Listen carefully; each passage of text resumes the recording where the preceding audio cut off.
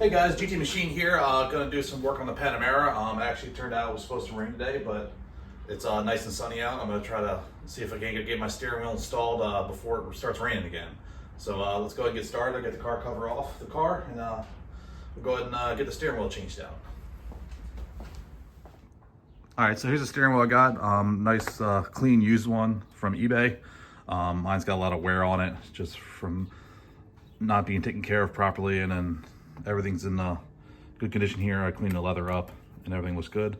So the biggest thing we got to do, and the challenge is going to be, is getting the airbag off. See these holes here?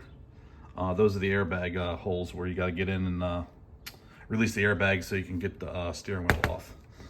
Those press up against, if you can see them down here, see those clips in those holes right there? That's where the airbag mounts. You got to press on those springs to relieve the airbag clips. And then also this is a like for like swap, so don't have to worry about recoding or anything like that. So let's go ahead and get started. All right guys, about to say here we got the steering wheel. I'm gonna go ahead and get it removed. So the airbag's right there, and then we just need to pop it out. So I'm gonna go ahead and stick the screwdriver in one of the side holes. Hopefully we don't need to remove the steering wheel. I'll go ahead and press on it. Oh, it popped up. So there we go. So if you see right there, you can see the lip where it popped up. So now we just need to go to the other side and do the same thing and hopefully get it to release here. So go ahead and stick a screwdriver in, or whatever you use. Push the clip in. You may have to wiggle a little bit because sometimes it likes to sit. It doesn't want to release to one side as it's cocked a little bit. But there it goes. It go ahead and went and released. And we'll go ahead and slowly pull it out. Just be careful of the wires behind it. And we'll go ahead and remove the connections. It's got two safety locks for the airbag connectors. As you can see, if you can see the little orange clips there, we got to pry them up and get them out of the way. And once they're up, they'll let you remove the actual clips. So just get like a pick or a small screwdriver, and you want to get them to pop up right here. This one's being a little bit of a pain right here. Just go ahead and try to work underneath, and you just want to be gentle with it so you don't break it. I'm going to go ahead and grab the screwdriver. And this might be a little bit too big. I might have to get a different one. We'll see how it works.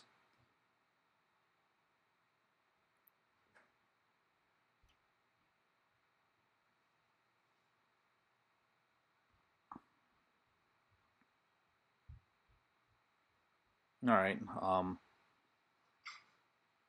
It's coming up here. All right, there. See how it just popped up? That's exactly what you got to do. And they're pretty tight.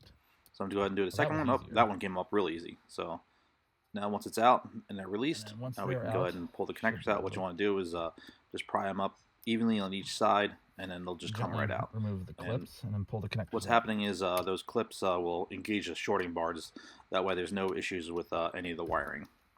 All right, the airbag's go ahead and remove the airbag just like that, and put it on the floor, and move on to the next step. And then, oops, sorry, I done bumped. What you want to do next is go ahead and next thing you want to do is remove the center bolt here.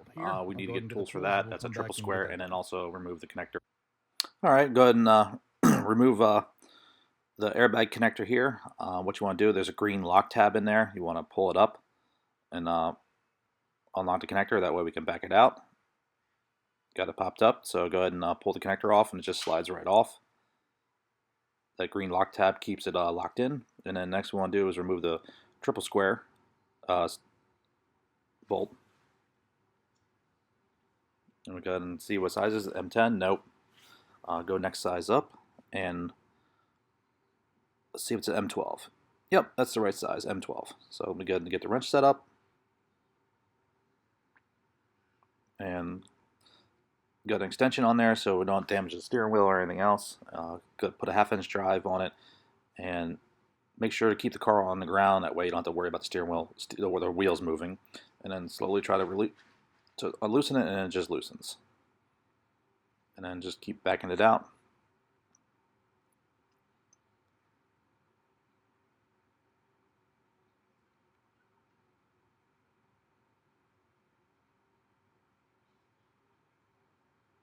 And then once it's done, I can do it by hand.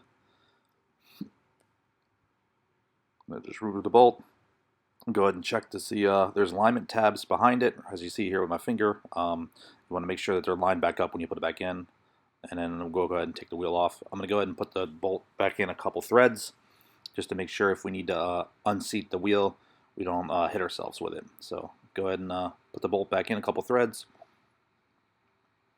and then go pull up on the wheel. Luckily, this one just came right off. It's not really held on there very tight.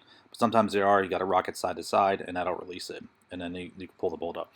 The bolt's put back in that way, in case it does pop, you don't hit yourself in the face or anywhere else when removing the wheel. And we'll go ahead and set the wheel at 12 o'clock here to make sure we got a good base for removing it. And then we'll go ahead and remove the bolt. And just make sure you check your alignment marks in here. Make sure where they are. And we're at 12 o'clock, so go ahead and take the wheel off. The wheel comes right off, and there's your clock spring and everything. So I'm going to go ahead and get the new wheel, and we'll get that one installed. All right, go ahead and grab the wheel here, and we'll go ahead and line it up. What you want to make sure is you look at the alignment marks, and you want to line it up there with the clock spring and also the shaft. So go ahead and put it on there and make sure it's right, and move the connectors out of the way and check the alignment marks. Everything looks okay. I'm going to check it one, just make sure. Yep, that's definitely off. All right, there we go. That's right. All right, so just double check the alignment marks. Once they look good, go ahead and push the connector in for the clock spring. Get that lined up. Sometimes with the pressure on, it could be hard to line up, so we'll go ahead and get it there. And we'll just put it on there and then make sure the wheel's okay, and then we'll go ahead and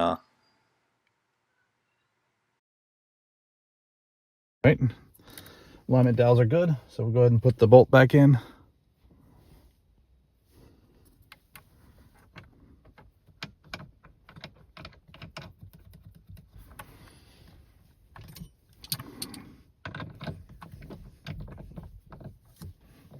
Get our 12-point triple square, and then I like to just take it in by hand first before I use the ratchet.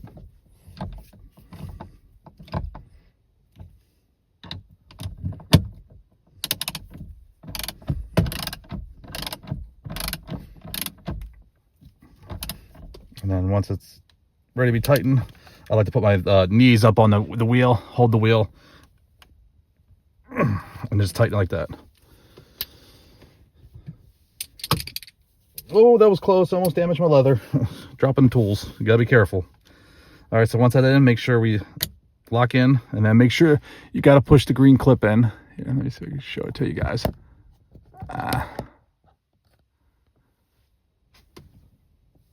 There's a green clip on this yellow connector. You gotta make sure that's pushed down. That's the lock. Make sure that it pushes the shorting bars off the airbag connector. That way everything works correctly.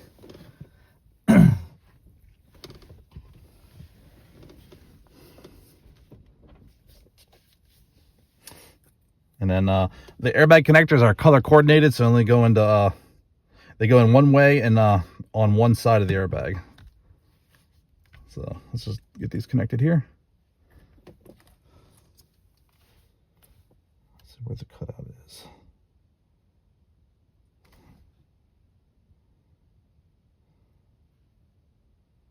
So it should go this way.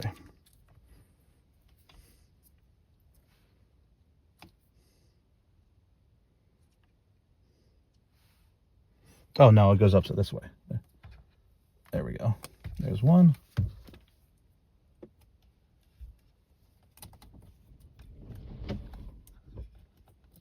There's two. Make sure to push the orange clips. Let's see if you can see them. All right. Right there. See the orange clips? You got to make sure we push them down, because those will take care of the shorting bars to make sure the airbag is fully functional. All right, so once the airbag is in, what we want to do is press it until you hear clicks. All right, that's it. Let's go ahead and get the key, and then we'll start it up, make sure everything's functional. All right, go ahead and power it up, make sure everything works.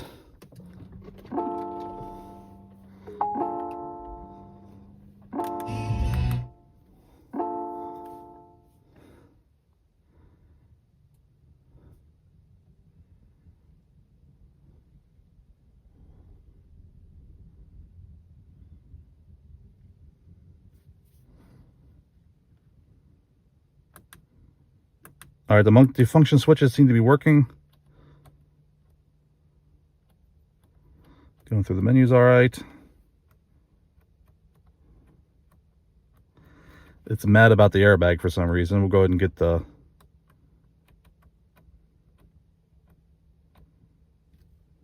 tool. Let's see if the volume works. All right, got the scan tool hooked up. And I'm going to see the fault codes in it. It looks like we got stage 1 and stage 2 for the airbag resistance above normal. We'll go ahead and see if we can't just clear them out. So erase the fault codes here. Yes. See if it erases. Oh, erase complete. And we'll check to see if they're still in there. Oh, no faults found, so it looks like everything's good to go. So what happens is, must be some sort of passive system. And we'll check to power off the car and turn the car back on and see if it comes back. Let it power up. And looks like the fault code's gone. So most likely, probably when opening the door or something like that, when it wakes the car up, it'll do a self-check. We'll just check here for fault codes one more time, just to make sure there's nothing in it.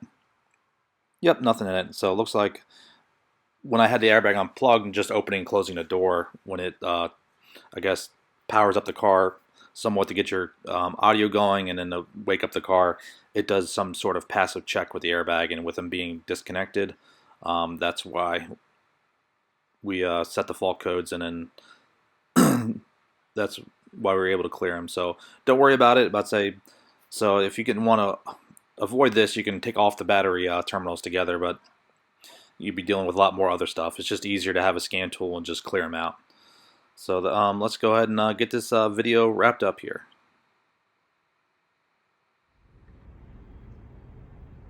Alright guys, these are the tools that you used. A 1/2 inch ratchet wrench, 4 6-inch extension work, but definitely use a 4-inch. An M12 triple square, flat screwdriver. It doesn't need to be this long here, but this is all I had that would fit in there. I didn't want to hunt something down, but this definitely worked. You can definitely use a shorter one. Just make sure it fits in the hole. And then also a pick or right 90-degree will work as well. This will also fit in the airbag hole to release a spring, but the screwdriver with the flat blade makes it a lot easier. And pretty much here's why I changed the wheel. As you can see, there's some damage to the, let's see here, right there, you can see it, some damage to the leather here, and I tried to clean it up and everything with some leather cleaner and everything. It won't come off. It's actually damaged to the leather, and the wheel is just getting old and worn, so I decided to upgrade it with a newer looking one with less use. And then as you can see down here, there's some wear as well. And then there's some markings here on the bottom. It's like somebody's fingernail at one time right there. So that's why I went and upgraded it. It was a cheap upgrade, not that big of a deal.